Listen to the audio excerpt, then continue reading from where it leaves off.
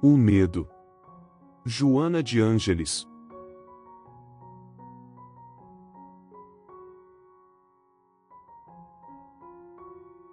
Decorrente dos referidos fatores sociológicos, das pressões psicológicas, dos impositivos econômicos, o medo assalta o homem, empurrando-o para a violência irracional e o amargurando em profundos abismos de depressão.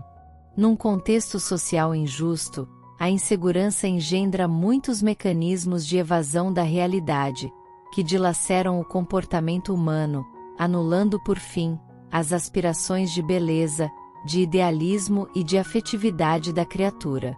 Encarcerando-se cada vez mais, nos receios justificáveis do relacionamento instável com as demais pessoas, surgem as ilhas individuais e grupais para onde fogem os indivíduos, na expectativa de equilibrarem-se, sobrevivendo ao tumulto e à agressividade, assumindo sem se darem conta, um comportamento alienado, que termina por apresentar-se igualmente patológico.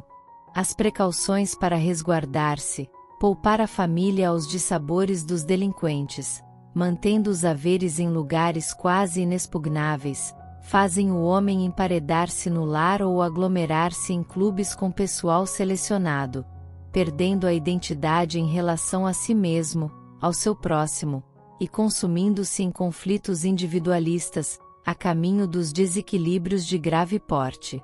Os valores da nossa sociedade encontram-se em xeque, porque são transitórios.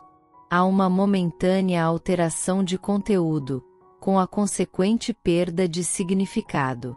A nova geração perdeu a confiança nas afirmações do passado, e deseja viver novas experiências ao preço da alucinação, como forma escapista de superar as pressões que sofre, impondo diferentes experiências.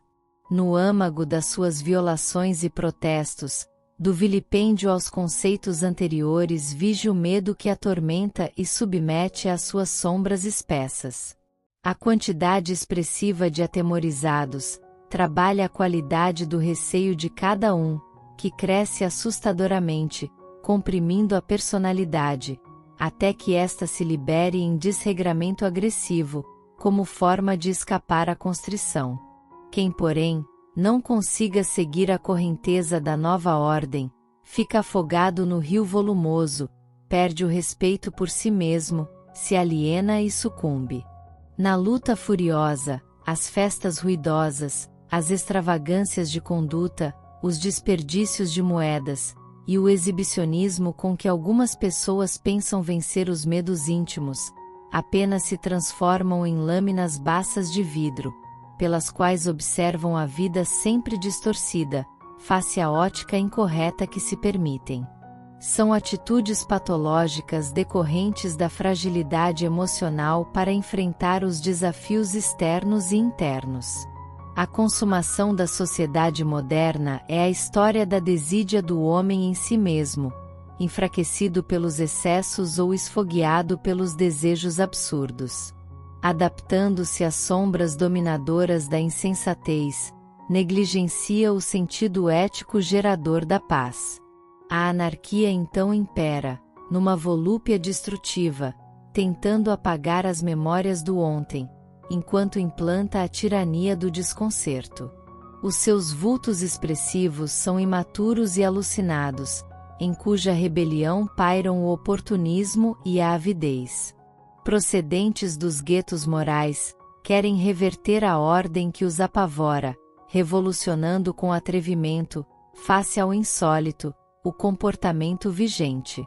Os antigos ídolos, que condenaram a década de 2030 como a da geração perdida, produziram a atual era da insegurança, na qual malograram as profecias exageradamente otimistas dos apaniguados do prazer em exaustão, fabricando os super-homens da mídia, que em análise última, são mais frágeis do que os seus adoradores, pois que não passam de heróis da frustração.